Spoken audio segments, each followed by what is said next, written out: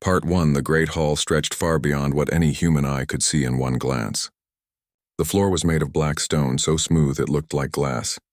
Above, fake clouds floated and made tiny lightning bolts that crackled softly. This was the Galactic Tribunal, where beings from 47 different star systems gathered to make important decisions.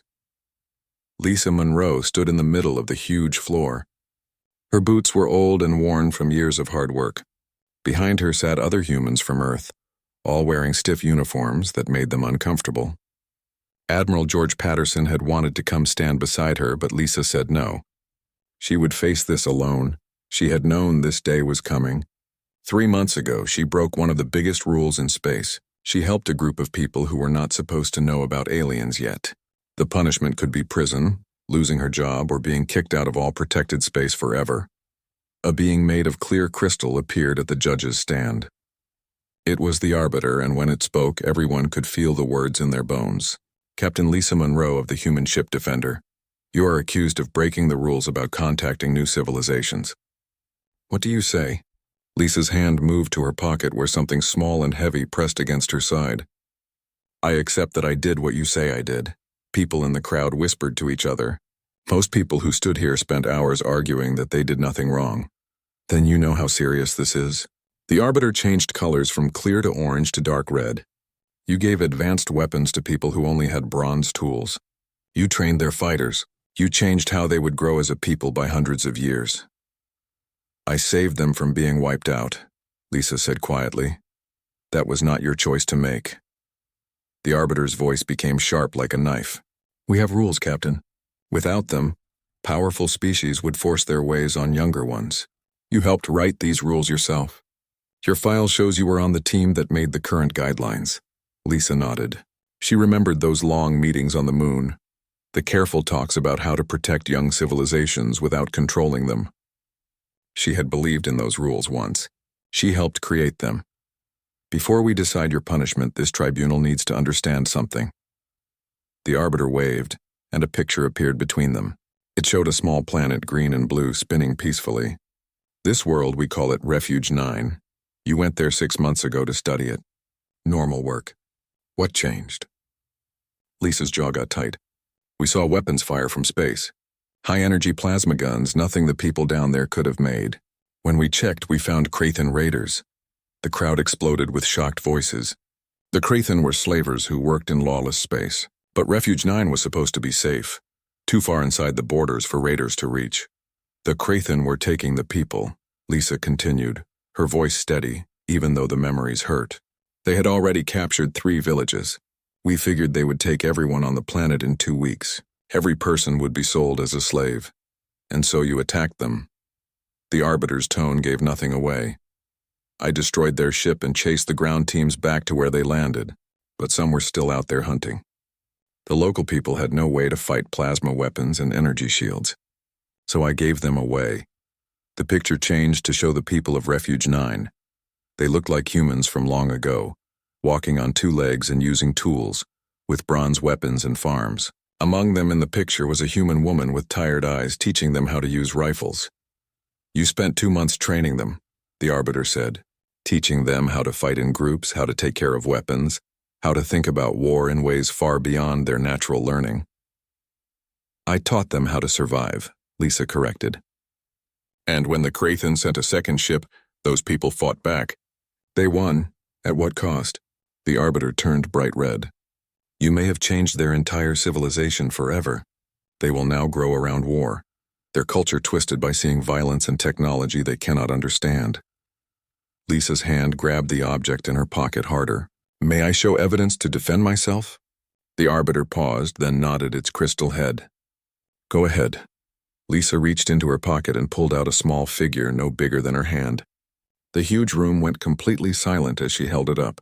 It was carved from wood, simple and rough, showing a human woman with a rifle. The people of Refuge 9 call themselves the Nehari, Lisa said softly. They gave this to me before I left. It is not a weapon. It is not technology. It is a gift from a student to a teacher. She pressed a button on her wrist and the picture changed again. It showed a village square where young Nehari sat in a circle. An elder spoke to them not about weapons or fighting, but about the stars, about the bigger universe. About choice and doing the right thing. I did not just teach them to fight, Lisa said. I taught them why I fought. I taught them about the Galactic Accord, about the rules we follow, about the idea that strength should protect others, not hurt them. They chose to call me teacher, not warrior. They chose to remember the lesson, not just the weapon. The Arbiter was quiet for a long time. You gave them knowledge they were not ready for. I gave them a chance, Lisa replied. The Krathen would have given them chains. Before the Arbiter could answer, noise came from one of the doors. The guards, huge bug-like beings in special armor, were blocking something. No, someone. A small figure pushed through the line, moving with purpose even though it was tiny. It wore rough travel clothes and carried a pack almost as big as itself. As it walked into the light, everyone saw what it was. A Nehari child no more than 10 years old with big dark eyes and bronze-colored skin.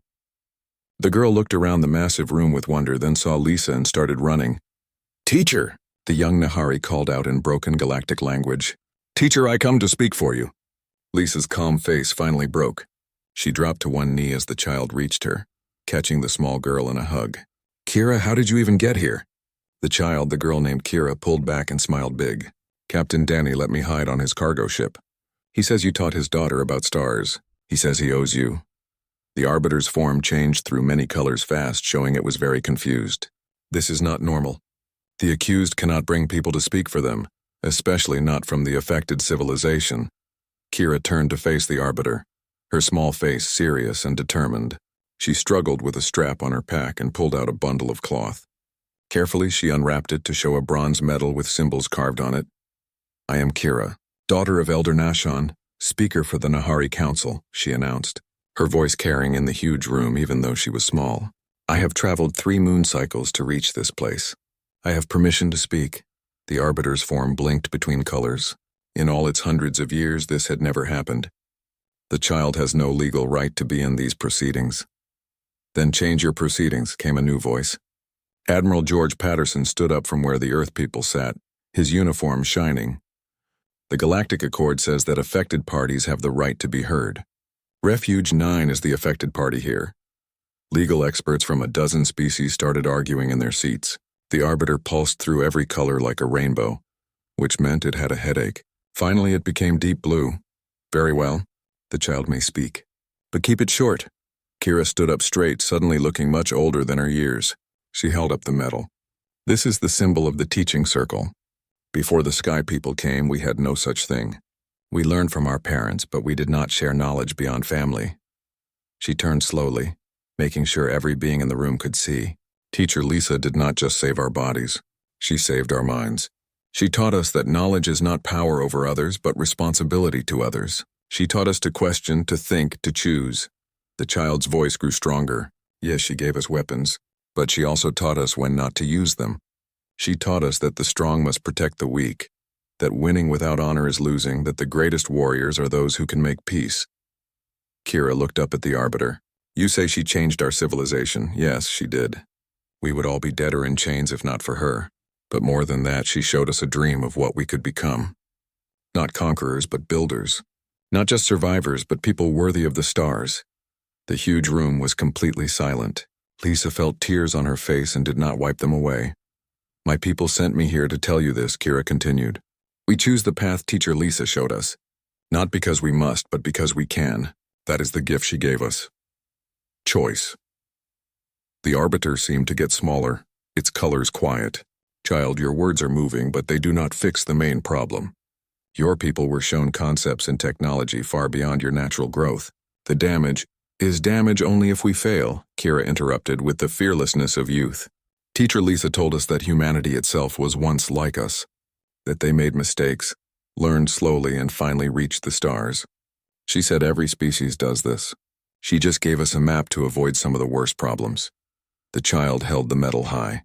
"This is the symbol of the teaching circle now spreading across our world. We teach reading, math, right and wrong, and yes, also self-defense. But we teach them together as one lesson: knowledge and responsibility, strength and caring. Teacher Lisa did not break your rules to harm us." Part 2. The Arbiter stayed quiet for a very long time. The colors moving across its crystal body slowed down and got darker until it looked like smoke trapped in glass. Around the huge room, people from dozens of worlds waited. Some looked excited, others looked worried. Finally, the arbiter spoke. This tribunal will take a break to think about what we heard.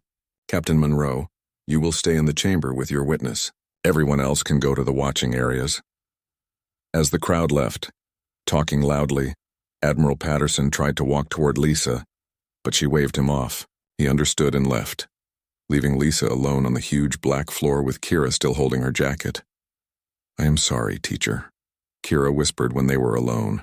Did I speak wrong? The council worked so hard to teach me the right words. Lisa guided the girl to a bench that came up from the floor when she touched it. You spoke perfectly, little one. Better than I could have. Then why do you look sad? Lisa managed to smile. Because I am realizing something. I spent so long thinking about whether what I did was right or wrong. I forgot to think about what comes next. For you, for your people. Kira swung her legs too short to reach the ground. Elder Nashon says you think too much about big questions and not enough about small answers. Your father is a wise man. He also says that is what makes you a good teacher. Someone who worries is someone who cares.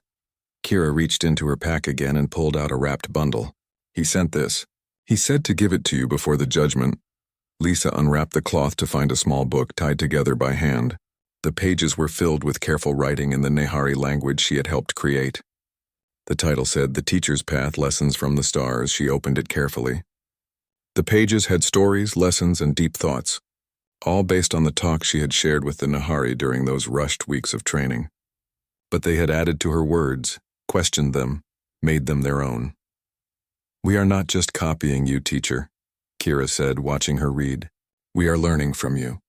There is a difference. Elder Nashon wants you to know that. Before Lisa could answer, a new voice echoed across the room, touching. But it means nothing in the end. A figure came out from a side door, moving like a hunter. It was shaped like a human, but clearly was not.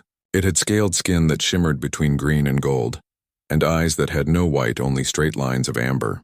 Lisa knew what species this was immediately and felt her blood go cold. Krathen. Kira gasped and pressed against Lisa's side. Sky demon, she whispered in her own language. The Krathen delegate wore formal robes that marked him as a representative to the tribunal, but Lisa could see the warrior underneath. She stood up slowly, putting herself between the delegate and Kira. Delegate Vexthor, she said coolly, I did not realize the Krathen had a part in this case. We claim victim status, Vexthor replied, his voice like rocks sliding on metal. Your actions destroyed a Krathen ship and killed 47 crew members. That makes this a matter between worlds, not just a rule violation. Lisa's hands closed into fists. Your crew was doing illegal raiding and taking slaves. They had no right to be in protected space. According to whose authority? The Galactic Accord that humans joined only 3 generations ago. Vexthor's lip pulled back, showing rows of sharp teeth. My people have hunted those stars for thousands of years. We do not accept fake borders drawn by soft species who hide behind rules. Then why are you here? Lisa challenged. If you do not accept tribunal authority, why take part in these proceedings? Vexthor's smile got wider.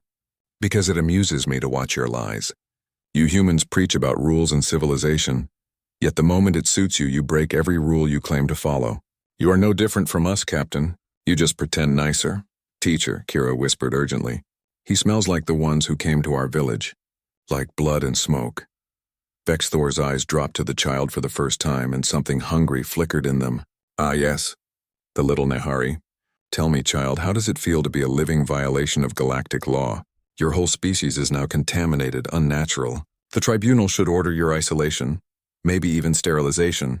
Better to end the contamination before it spreads. Lisa moved faster than thought, putting herself directly in front of Kira. Her hand dropped to where her gun would normally be, found nothing, and made a fist instead. Threaten her again, she said quietly. And law or no law, I will end you. Vexthor laughed, a sound like breaking bones. There it is. The violence beneath the civilization. You cannot help yourselves, and yet you judge us for being honest about our nature. The difference, came the arbiter's voice, suddenly present between them, is that Captain Monroe holds back her violence for protection, while your people use it for profit. This tribunal sees that difference. The arbiter had appeared without warning, its form now sharp and crystal red. Delegate Vexthor, Your claim of victim status is noted but not convincing. The ship destroyed was doing things that violate a dozen treaty rules. The Krathan government said those raiders did not represent them. You have no standing here. But you are dismissed. The words carried weight beyond their sound. Vexthor got stiff, then bowed mockingly. As you command, Arbiter. But know this. He looked at Lisa.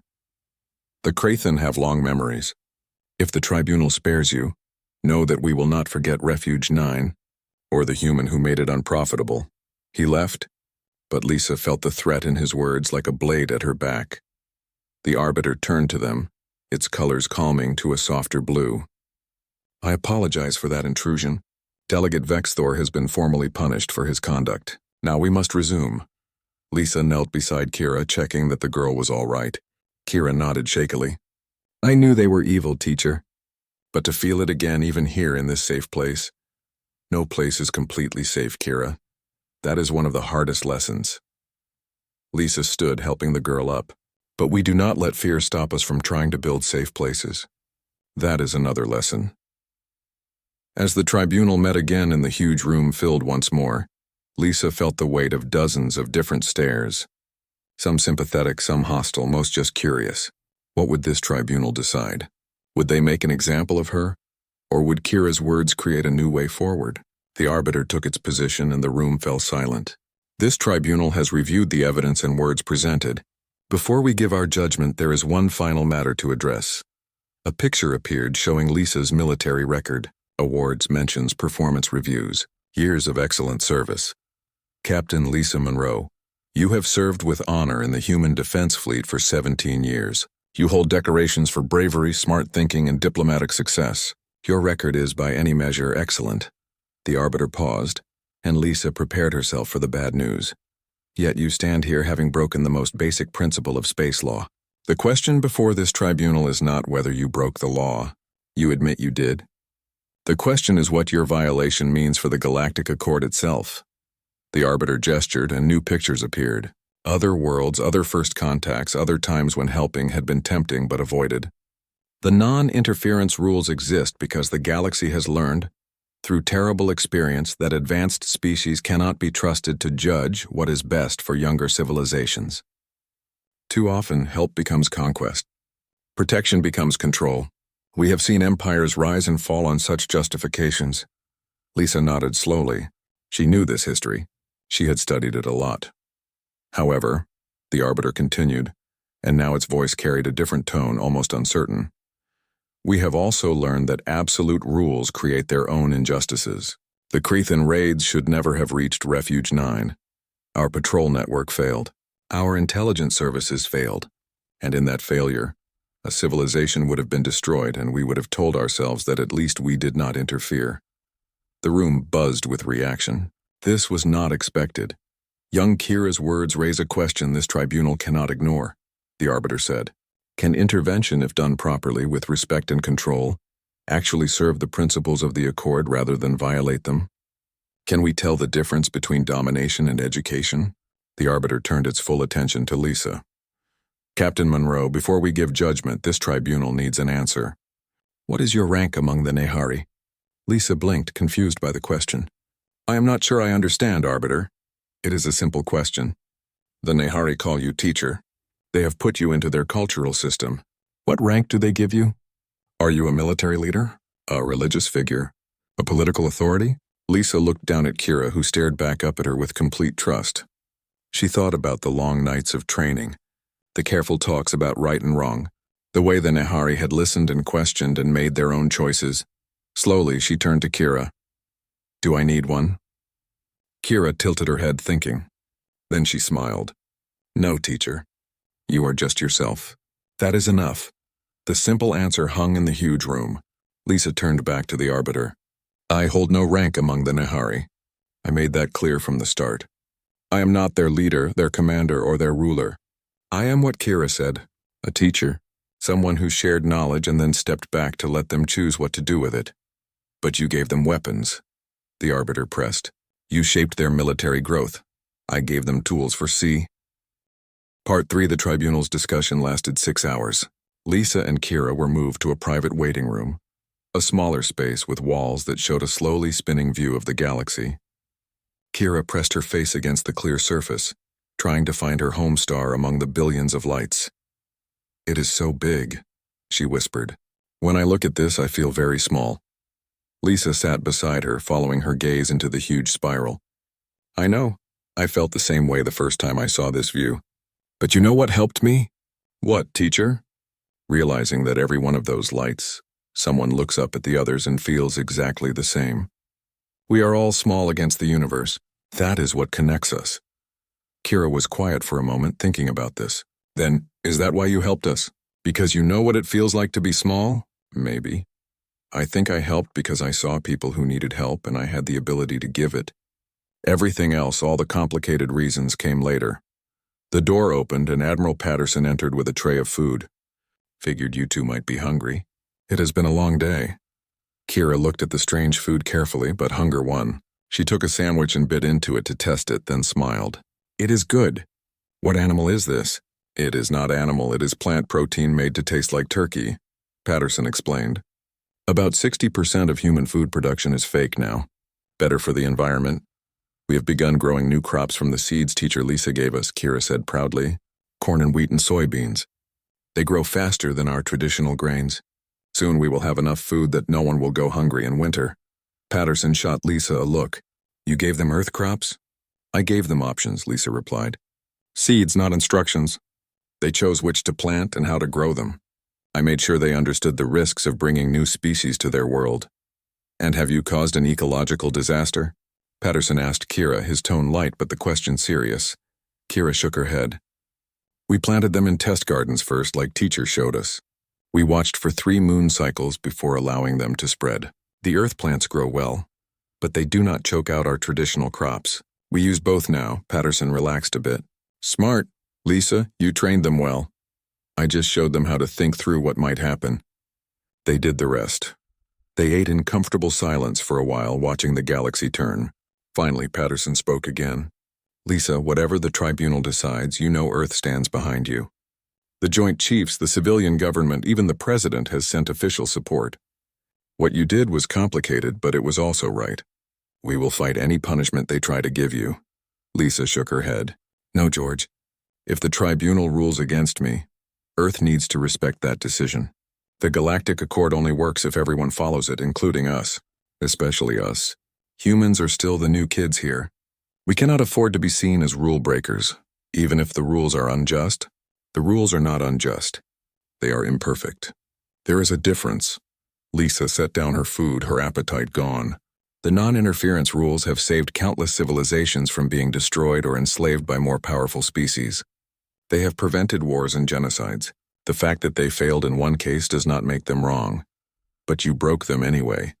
I broke them because in that specific moment, following them would have caused greater harm than breaking them. But that does not mean I was right to do so. It just means I made a choice and now I have to face what comes from that choice." Kira listened to this talk with wide eyes. "Teacher, will they put you in prison?" "I do not know, little one. If they do, I will stay here. I will visit you every day and bring you news of our people. You will not be alone." Lisa pulled the girl into a hug, her eyes burning. "You have to go home, Kira. Your people need you more than I do. You're going to grow up to be a great leader, and leaders have to be where their people are. But you are my teacher. A student does not abandon her teacher.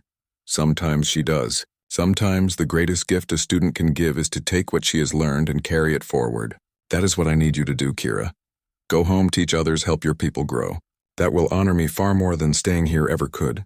The door chimed softly. An aide entered, bowing respectfully. "Captain Monroe, the Tribunal has reached a decision. They request your presence in the chamber." Lisa stood, smoothing her uniform. Her hands were steady, but Patterson could see the tension in her shoulders. Kira gripped her hand tightly. "I come too," the girl said firmly. "I spoke for you. I will hear their answer."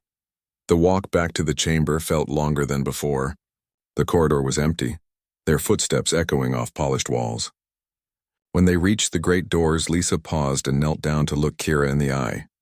"Whatever happens in there, I want you to remember something. You are brave and smart and kind.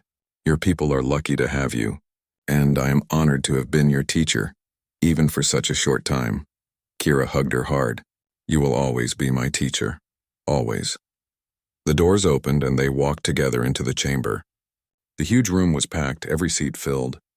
Lisa could feel the weight of thousands of eyes, representing hundreds of species, all watching to see how humanity's rule-breaking would be judged. The Arbiter stood at its platform, its crystal form now a deep, serious purple. "Captain Lisa Monroe, please approach." Lisa walked to the center of the floor, Kira staying close to her side. Admiral Patterson and the Earth group stayed in their section, standing at attention. "This tribunal has talked extensively about the matters before us," the Arbiter began. "The questions raised by this case go far beyond the actions of one person. They touch on the very foundations of the Galactic Accord and our collective attempt to create a just and peaceful galaxy." The Arbiter's form got brighter, drawing all attention. "Captain Monroe, you stand accused of breaking Protocol 7 of the Interstellar Accord. Interference in the natural development of a pre-contact civilization. The evidence is clear. You did interfere. You did change the course of Nahari civilization. These facts are not in dispute." Lisa nodded, her face calm. "However, the circumstances of your violation present this tribunal with a deep problem. The Nahari would have been destroyed or enslaved if you had not acted. Our own failure to protect them created the situation that led to your decision, and the manner of your interference, while still a violation, shows a level of care and control not typically seen in such cases." The Arbiter paused, letting this sink in. Young Kira's words were particularly enlightening. She showed that the Nahari have not become dependent on human guidance, nor have they been culturally dominated. Instead, they have taken the knowledge provided and adapted it to their own needs and values. This suggests that Captain Monroe's approach, while still a violation, may represent a different kind of interference than the protocols were designed to prevent. Lisa dared not hope, but she felt Kira's hand squeeze hers tightly. "Nevertheless, we cannot ignore the law. To do so would undermine the entire structure of the Galactic Accord. Captain Monroe must face consequences for her actions or the protocols become meaningless." The Arbiter's form shifted to a sharp, decisive blue. "Therefore, this tribunal gives the following judgment. Captain Lisa Monroe, you are found guilty of breaking Protocol 7. You are hereby removed from active military service with the Human Defense Fleet, effective immediately. You will surrender your commission and all associated authorities." The chamber erupted in noise. The Earth group looked stricken. Kira gasped. Lisa stood perfectly still, taking in the blow. The Arbiter waited for silence, then continued. "However, this tribunal also recognizes that your actions, while illegal, were motivated by the highest principles of protecting thinking life and were done with unusual care and wisdom. Therefore, we impose the following additional terms." The picture screen activated, showing a document. "Captain Monroe, you are hereby appointed as Special Liaison to Refuge 9 with the formal title of Cultural Development Advisor. This is a civilian position, created by this tribunal's authority, tasked with monitoring the Nahari's development and providing continued guidance as they integrate the knowledge you have already shared." Lisa's breath caught. What? "You broke the rules, Captain. Or rather, former Captain. So now you must help us fix them. You will work with the Nahari to document their development process, identifying what methods of knowledge transfer were helpful and which were potentially harmful. Your findings will be used to draft new protocols for handling similar situations in the future." The Arbiter's voice softened slightly. "You ask this tribunal what rank you hold among the Nahari. Our answer is this. You hold whatever rank they choose to give you because you will be living among them. Not as a military officer, not as a representative of Earth, but as an individual human, helping an emerging civilization find its path to the stars." Lisa felt dizzy. This was not punishment. She did not even know what this was. "This assignment will last a minimum of 5 standard years," the Arbiter continued. "You will submit reports every 3 months to this tribunal. You will be monitored to ensure you do not exceed your authority or further contaminate Nahari culture. But within those limits, you will be free to continue the work you started." "And if I refuse?" Lisa asked, though she already knew she would not. Part 4, the week on Earth passed in a blur of meetings, briefings, and farewell gatherings. Lisa's apartment, a modest space overlooking the Seattle skyline, became a revolving door of visitors. Old friends from the academy, former crew members, family she had barely seen during years of deep space assignments. Her sister Jenny arrived on the third day, walking in without knocking as she always did. She took one look at Lisa, surrounded by packing crates and legal documents, and immediately started making coffee. "So," Jenny said, pouring 2 cups, "you got court-martialed and somehow came out with a promotion." "Only you, Lisa. It is not a promotion. It is a civilian advisory position. On an alien planet where you will be making history and probably rewriting space law. Sounds like a promotion to me." Jenny handed her a cup. "How are you really doing with all this?" Lisa sank onto her couch, suddenly exhausted. "I do not know. Part of me is relieved I am not in prison. Part of me is excited about going back to Refuge 9, and part of me is absolutely terrified that I am going to mess this up and hurt the Nahari in ways I cannot even predict. That is a lot of parts. I am a complicated person." Jenny sat beside her, their shoulders touching in comfortable familiarity. "You saved those people, Lisa. The Tribunal recognized that. Everyone recognizes that. You do not have to be perfect. You just have to care, and you are the most caring person I know. Even if you hide it behind military protocol and regulations. I broke the most important rule in the Galactic Accord. You broke a rule to save lives. There is a difference." Jenny sipped her coffee. "You know what Mom would say if she were here?" Lisa smiled despite herself. "That rules are made by people and people make mistakes." "Exactly. And Dad would say that any rule that requires you to watch innocent people die is a bad rule that deserves to be broken." They would have both been very disappointed in me. They would have been proud as hell, and you know it. Lisa leaned against her sister, drawing comfort from the contact. "I am going to miss you.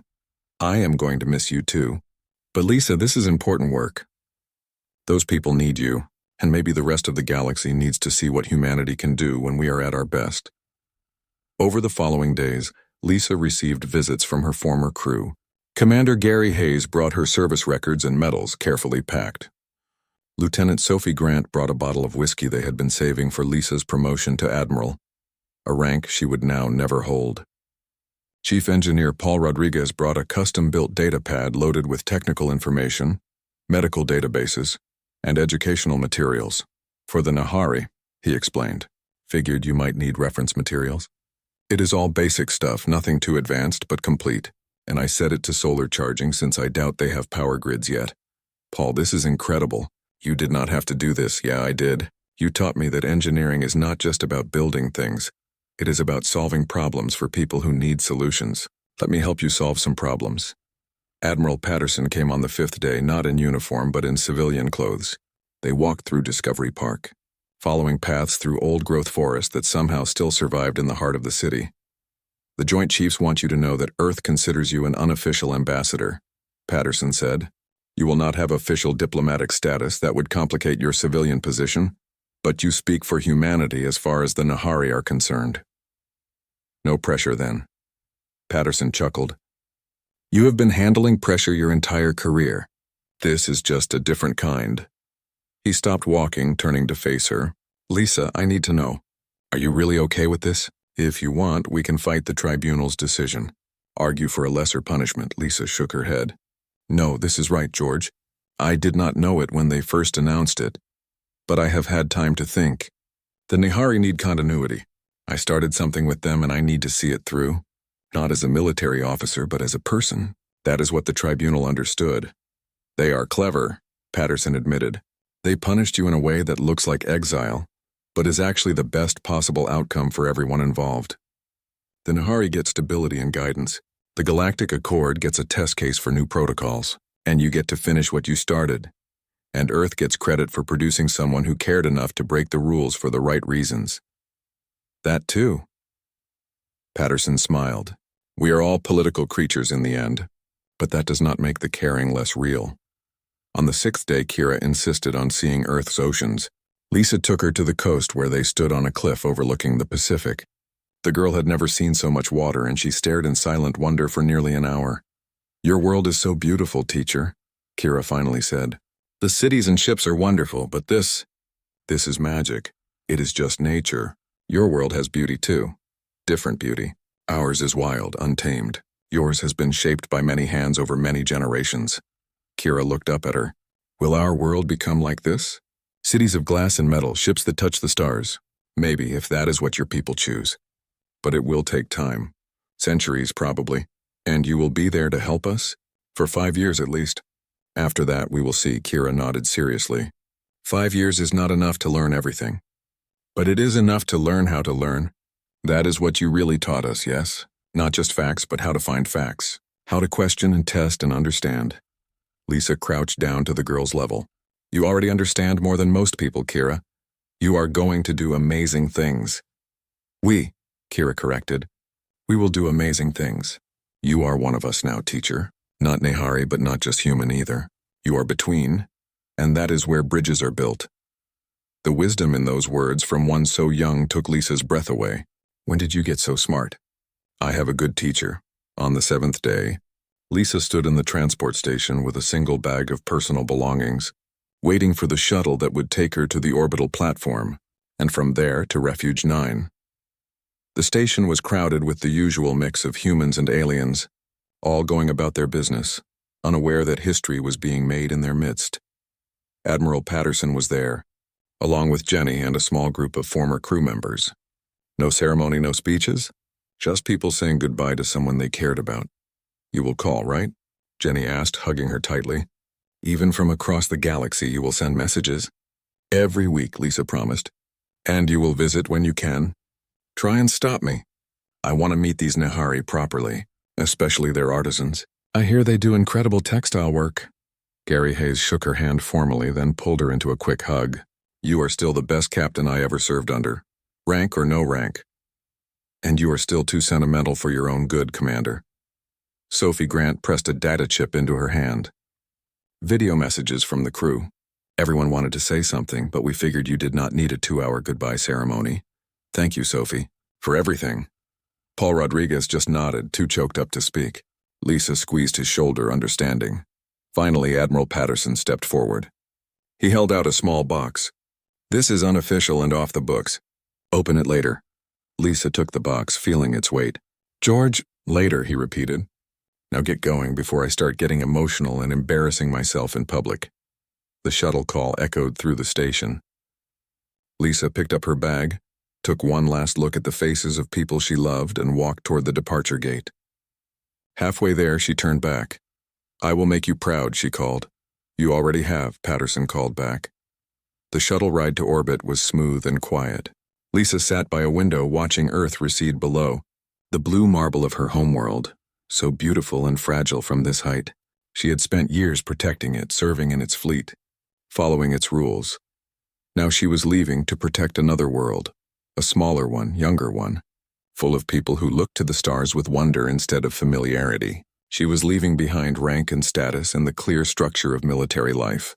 What she was walking toward was uncertain, undefined, and potentially more important than anything she had ever done. Once the shuttle docked with the orbital platform, Lisa transferred to the long-range transport. The ship was a civilian vessel, a trading ship that made regular runs to the outer systems. The captain, an older woman named Helen Foster, greeted Lisa personally. Heard about your tribunal case, Helen said as she showed Lisa to her cabin. Sounds like you had quite a time. That is one way to put it. For what it is worth, I think you did the right thing. Sometimes the rules need breaking. Just do not make a habit of it, or people like me will be out of a job explaining why following the rules usually works. The cabin was small but comfortable. Lisa unpacked her few belongings, then remembered the box Admiral Patterson had given her. She sat on the bunk and opened it carefully. Inside was her old captain's insignia, the one she had worn for the past 8 years, and beneath it, a handwritten note in Patterson's careful script. You gave up the rank, but you will always be a captain to those who served with you. Rank is what others give you. Honor is what you give yourself. You have more honor than anyone I know. Go teach those Nehari how to reach for the stars, and know that we are all watching from Earth, proud of what you are doing. Do not be a stranger, George. Lisa held the insignia in her palm.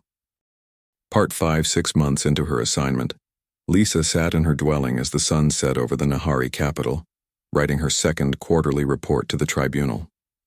The dwelling was a mix of Nehari and human design, stone walls with modern insulation, traditional woven rugs alongside a human-made desk and terminal.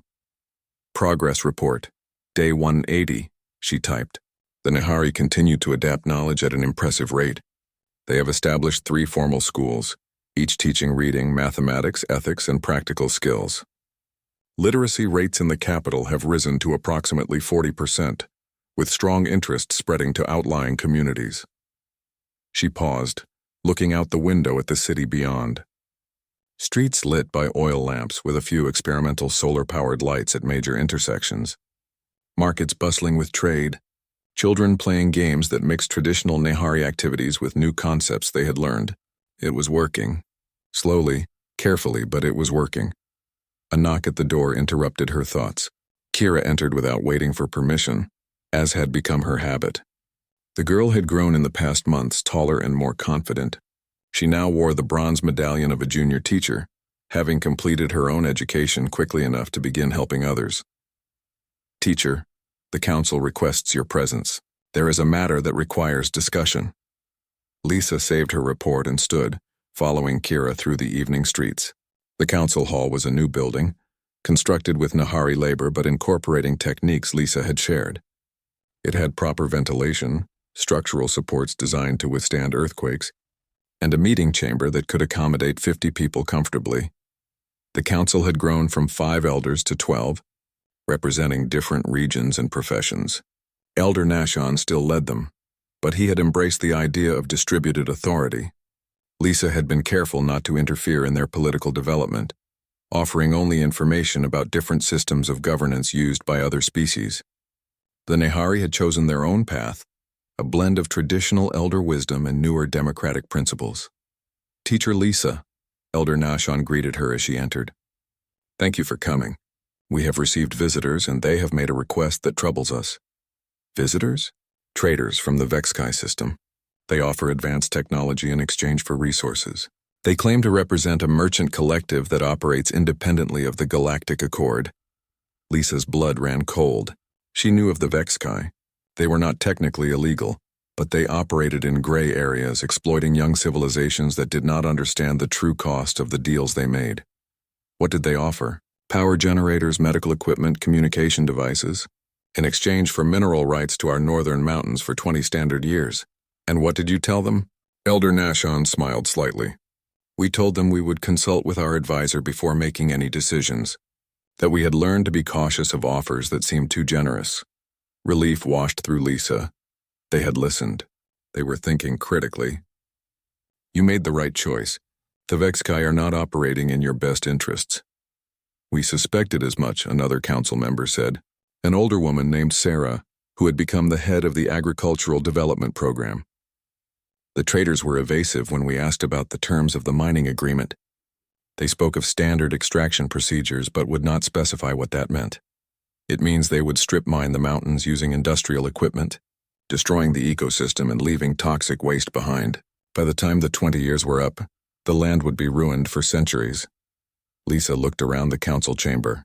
"You do not need their technology. You can develop your own at your own pace." "But it would take so long," a younger council member protested. "Generations, perhaps. Why struggle when the solution is offered?" "Because the solution comes with chains attached," Lisa replied. "The Vexkai would make you dependent on their technology. When something broke, only they could fix it. When you needed more, only they could provide it. They would own you economically, even if not legally." She moved to the chamber's central table, where a map of Nehari territory was laid out. "Your northern mountains are rich in rare earth minerals, essential for advanced technology. The Vexkai know this. They want to extract those resources cheaply now before you develop the capability to do it yourselves and realize their true value. Then we refuse," Elder Nashon said firmly. "We will develop at our own pace, as teacher has always advised." "Wait." The voice came from the back of the chamber. A young male named Torin, who had been one of Lisa's first students in tactical thinking. He now served as head of the city guard. "If we refuse and the Vexkai are as dishonorable as teacher suggests, might they not simply take what they want by force?" The chamber fell silent. It was a good question and a terrifying one. Lisa chose her words carefully. The Galactic Accord prohibits forced extraction from developing worlds. If the Vexkai attempted it, they would face sanctions and military intervention. But the Accord also prohibits worlds like ours from having advanced weapons, Torin countered. If raiders come again like the Krathen did, How do we defend ourselves without violating the very laws meant to protect us? Another excellent question. Lisa had been dreading this conversation for months. The weapons I gave you before were a temporary measure, in response to an immediate threat. Now we need to think long-term. Lisa pulled up a holographic display from the datapad Paul Rodriguez had given her. It showed defensive systems used by other developing worlds. These are kinetic defense platforms, basically very accurate catapults that can hit targets in orbit. Low-tech enough that you can build and maintain them yourselves, but effective enough to deter casual raiders. Catapults? Sarah sounded skeptical. Against ships that cross the stars? Ships that cross the stars are still bound by physics. A rock traveling fast enough will damage any hull, even a modern one. And raiders like the Vexkai use cheap, lightly armored vessels. They rely on their targets being helpless. Change that equation and they look for easier prey. Lisa brought up more images. Combined with an early warning sensor network, which I can teach you to build using basic electronics you already have the materials for, you can create a defensive perimeter that protects your world without violating accord restrictions. The council members leaned in, studying the designs with interest. This was what Lisa had learned to do over the past months. Present options, explain consequences, let them choose. She was not a ruler or commander. She was a teacher, offering tools and letting her students decide how to use them. How long would such a system take to build? Elder Nashon asked. With your current industrial capacity, about 5 years for basic coverage of your major population centers, 10 for comprehensive planetary defense. Teacher, the Vexkai traders are waiting for our answer, Kira said quietly. They said they would return in 3 days. If we refuse and they perceive us as weak, Lisa nodded. Then we need to change their perception. Council, I recommend you allow me to attend the next meeting with the traders in an advisory capacity. You would speak for us? Torin asked. No, you would speak for yourselves, but I would be present as a representative of the Cultural Development Program, a reminder that you are not unprotected, even if you are young. Elder Nashon considered this, then looked around at his fellow council members. We will vote. All in favor of Teacher Lisa attending our next meeting with the Vexkai traders. The vote was unanimous. Lisa spent the next 2 days helping the council prepare. They role-played the negotiation, with Lisa playing the part of aggressive traders trying to exploit their inexperience. She taught them to ask questions, to demand clarity in any agreement, to recognize manipulation tactics. You are not ignorant farmers anymore, she told them. You are the legitimate government of a sovereign world. Act like it. Believe it. Make them believe it. When the Vexkai traders returned, they found a very different reception than they expected. The council met them in the council hall, seated in positions of authority with Lisa standing quietly to one side. Elder Nashon conducted the meeting in flawless common galactic, which surprised the traders visibly. We have considered your offer, Elder Nashon began, and we have questions. For the next hour, the council methodically took apart the traders' proposal. They asked about environmental impact assessments, long-term economic projections, comparison of their mineral values to galactic market rates. They requested documentation of the Vexkai's legal standing and proof of their authority to negotiate such contracts. The traders, clearly unused to such informed resistance, grew increasingly frustrated. Finally, their leader, a reptilian being with oily scales, turned to Lisa. You have poisoned these people against honest commerce. The Accord's Cultural Development Program is meant to guide, not to interfere with free trade. Lisa met his gaze calmly. I have taught them to read and to question. If that interferes with your business model, perhaps your business model is the problem. The trader hissed in anger. These primitives should be grateful for our offer. Without us, they will languish in ignorance for generations. Careful, Elder Nashon said softly, and there was steel in his voice. You speak of ignorance while demonstrating your own. We may be young to the stars, but we are not fools.